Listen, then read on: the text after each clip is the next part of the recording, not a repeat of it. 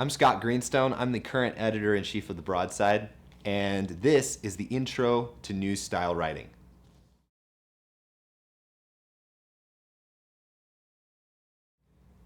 Newspapers have a unique writing style. The point of writing for a newspaper is not to employ creative writing or really beautiful language or anything like that. It's to convey the information in a very organized way so that someone can get a perfect idea and a really good picture of what you're talking about. This is what not to do in a newspaper article. You don't want to use your opinion. You don't want to make general or vague statements or make assumptions. You don't want to put yourself or the broadside into the article, and you never want to make statements without attribution. So let's talk about opinion in newspaper articles. What counts as opinion? Opinion is making a judgment about a person, place, or thing. It could be putting an exclamation mark within a quote, which we'll talk about in a minute. It could be some general assumptions and statements of fact that you might say are widely known, but are still opinion. We'll talk about those as well. It's also making presumptuous statements such as, it's common knowledge, or as most people know. Here are some examples of opinion statements. The zombie walk is a fun event for all ages. Influenza becomes a bigger problem every year. We're in a tight spot, Clooney said, frightened. Ford Prefect is a successful man with a devil-may-care attitude. COCC employees receive many perks that make their jobs worthwhile. Jillian Hollenbeck is truly a modern rock star. Even supposedly well-known facts and widely accepted opinions have to be backed up by a source. Nothing in your news article can be from you. It has to be from your sources. So the wrong way to say something would be, every day the Humane Society is forced to destroy unwanted pets. The right way would be, every day the Humane Society puts down 100 unwanted pets, according to Jane Doe, head of the Humane Society. Stay away from vague statements. Vague statements make the author seem uninformed. Some examples of vague statements are, flu season is here and everyone is going to get sick at least once. Or with the holidays around the corner, more and more people are going shopping. Instead, establish your credibility by making your point with factual information. Each year, the average American spends $500 more than their normal budget, according to Malcolm Reynolds. Or each year, 60% of donated blood is taken from the American Red Cross, according to Agent 355. Stay away from generalizations. Generalizations show poor writing skills and a lack of knowledge. As most people know, it's unsafe to drive on icy roads with bald tires. Or Vogons love to recite poetry. Something along those lines. The writer has no place within the article. So you don't want to be writing sentences like, I asked Richard Nixon what he thought about the allegations against his integrity. Or Severus Snape is our new history professor. Or Weasley told the Broadside what he thought about the cafeteria's new policy. Or Bill Gates is giving $50 to each of us students. Sometimes you can put yourself into the article without actually realizing it by referencing the interview. And you never want to reference the interview. So for instance, you wouldn't want to write a sentence like, when asked about his plans for the future, Wallace said, change was the answer. Because you're referencing the interview when you said, when asked about his plans for the future. If it's necessary to give clarification, just give clarification without putting yourself into the article. So for instance, recycling will save the planet, said Recyclops in his speech to students in the campus center. Or, now witness the power, said the Emperor during his speech on the bridge of the Death Star, of this fully armed and operational battle station.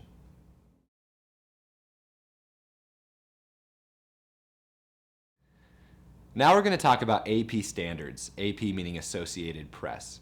Like most newspapers, we adhere to the style of the Associated Press. And an AP style is really just a lot of rules and kind of regulations for how to reference sources, how to write dates, and a lot of the little mechanics of the newspaper article. Some of these are going to seem a little bit arbitrary, and a lot of them were chosen because we just had to have a rule either way. We'll talk about those. Also, there's a lot of rules and a lot of little rules sometimes. So anytime you have a question, you can reference one of the AP style guides in the newsroom. Or you can go online to the Purdue OWL or other sources online to find AP style there. So let's talk about writing dates. These are a lot of little things, and they're going to seem really hard to get a handle on at first, but I promise you that soon they'll become just kind of a habit. So you write dates like month, day, and then a year if it's not the year of publication. So if you're talking about 2003 or 2005.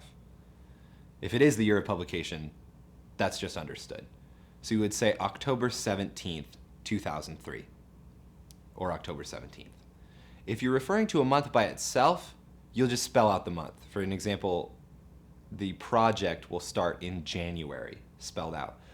However, if you're writing it with the date, like October 17th, then you want to just write the abbreviation for some of the months. And this is the confusing part. So if a month is 5 letters or less, you're not ever going to abbreviate. So you would always say March 17th or April 2nd or something like that. But if the month is more than 5 letters, like November 5th, then you are going to want to abbreviate it just about every time, unless you're referring to it by itself. So for instance, on November 5th, Nov, N-O-V, .5th, Guy Fawkes tried to blow up the Houses of Parliament. For writing numbers, there's just really one rule. Numbers 1 through 10 are spelled out. 1, O-N-E, and then 10, T-E-N. But after 10, every double-digit number, triple-digit, anything, is written in numbers. So for instance, Jacob saw 2 TWO, suspicious men, running away from his car. When he opened his car and checked inside, he found that 12, 1, 2, books were missing from the back seat. Now, this is the same when you're talking about dollar amounts. So $1 would be written out $1, $10 would be written out $10. But then if you're talking about $300, you would have the dollar sign and then 300, or the dollar sign and 5,000, or something like that. If you're talking about millions, it's okay to say $8 and then million. Let's talk about symbols. Most symbols are not appropriate for AP style, like the percent symbol, for instance. We always write out percent, and that's going to seem a little bit arbitrary. But the reason it is actually because in the 1800s, when the stories were telegrammed across the United States, right, and across the continent, there was no code for percent, the symbol. It was always just written out.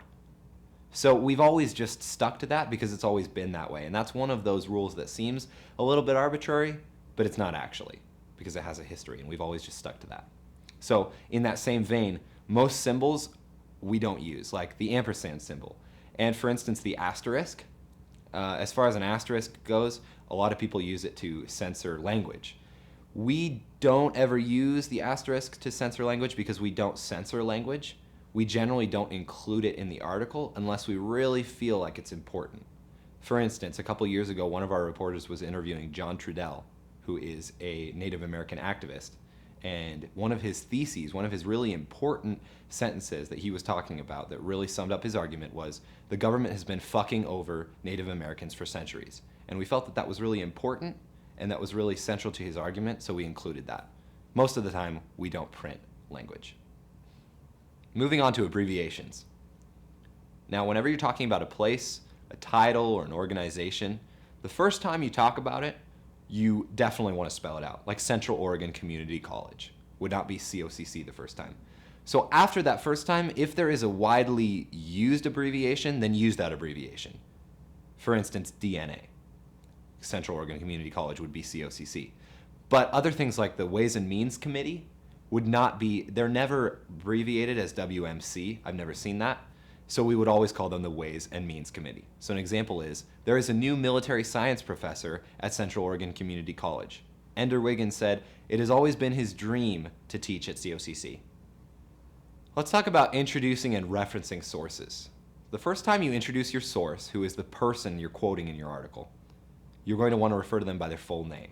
So for instance, Nick Fury. After that, you can refer to them by their last name. So Nick Fury, director of S.H.I.E.L.D., will be heading up the project. Several other people will be working closely with Fury to ensure the project's success. Now, if you have 2 people with the same last name in an article, like for instance, you have a husband and wife, then you have to refer to them by their full name every time, not just the first one. So for instance, Django Freeman lives in California with his wife, Broomhilda Freeman. Broomhilda Freeman says that when Django Freeman came to rescue her, he said, "Hello, little troublemaker." You have to use their full names every time. It seems kind of cumbersome, but that's just the way it has to be. Now, when you're talking, referencing or quoting a minor, you would always refer to them by their first name, not their last name. Now, at the first time you introduce them by their full name, for instance, Ender Wiggin, but after that, you would refer to them by their first name only, Ender. So now you know how to talk about your sources, but how do you quote your sources? Well, first of all, you want to put them in quotation marks. When you have a quote, it needs to be 100% accurate. Those words that are inside the quotation marks need to be completely correct. Now, you can change a few things as long as it doesn't change the meaning, but that doesn't mean changing the wording. It just means maybe cutting some extra words off the end or using an ellipsis in the middle to take away some of the extra stuff. And when you're quoting, the way to lay it out is you have your quote, and then you have a comma, and then you have the attribution. And good words for the attribution include stuff like said, stated, explained. Said is really the best because said is invisible. And one of our kind of standards here at the Broadside specifically is we always have the name first and then said because we think it's a little formal to have said Richards. We like Richards said a little bit better, and that's just something that we do. When you have a quote or you have a paraphrase, if you're paraphrasing something, you need to make sure that that's still attributed to the person who said it. And you can't use words like exclaimed or said angrily or things like that because those are your opinion about something that was said. Here's an example of a properly formatted quote. First, you have your paragraph. Construction on the remodel will begin in January. The need for this remodel has been apparent for several years, according to Department Head Bilbo Baggins. We've been talking about this remodel for as long as I can remember, Baggins said. Now with the bond measures, we finally have the money to do it.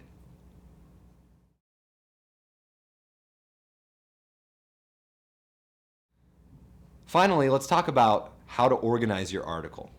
Step one in organizing your article is always sources. You want to organize your story around your sources. So, first of all, you need to get an authority on the subject, and you're going to need to have a minimum of 2 sources for every news article. 3, 4, 5 is even better. So talking to your authority on the subject, this is the person that should be introduced first and quoted the most. So if you're doing a story on the Death Star, you want to talk to Moff Tarkin. He's the one who engineered the Death Star. Second of all, you could have an important person with no particular interest in the subject, which would maybe be Darth Vader. Third of all, you're going to want to have someone, a normal person, and this is if you need more quotes. So specifically if you're doing a special interest story. Someone who is impacted by the subject of the article. So for instance, a citizen of Alderaan. And fourth of all, you're going to want to have someone with an opposite viewpoint, if you can find someone. And that is really kind of shooting far up there, because if you're doing a story on a controversial topic, then you do want to have someone with an opposite viewpoint so it doesn't seem like you're pandering to one side. But you're not going to be able to find an opposite viewpoint for every story. Let's talk about organizing your article. There are a lot of different models for organizing your article, but we're going to talk about a really good starter model, and that's the inverted pyramid. So first in the inverted pyramid, you have the fattest part, which is the most newsworthy information.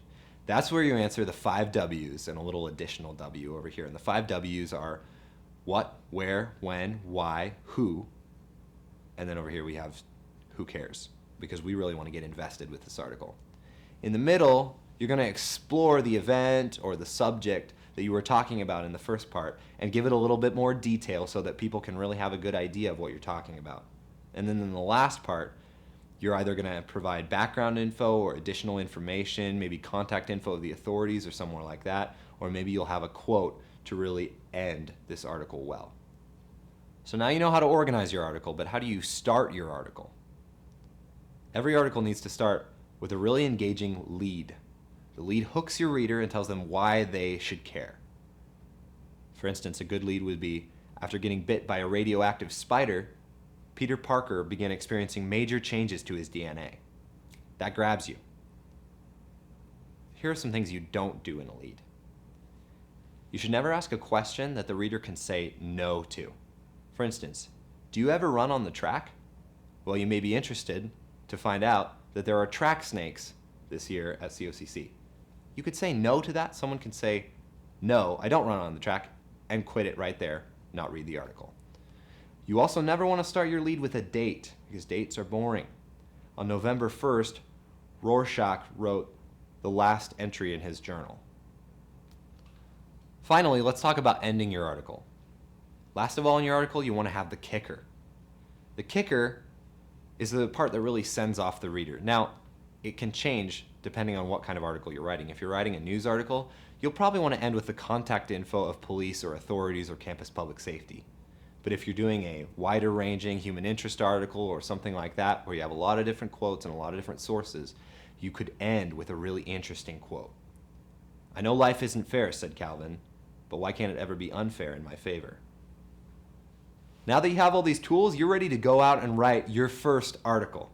If you have any questions or you need to come back over this video, you can go to the description below and you can look at any part of the article. For instance, if you need help organizing your article again, you can click on that part. Good luck and happy reporting. I'm going to go look at the AP guide right now.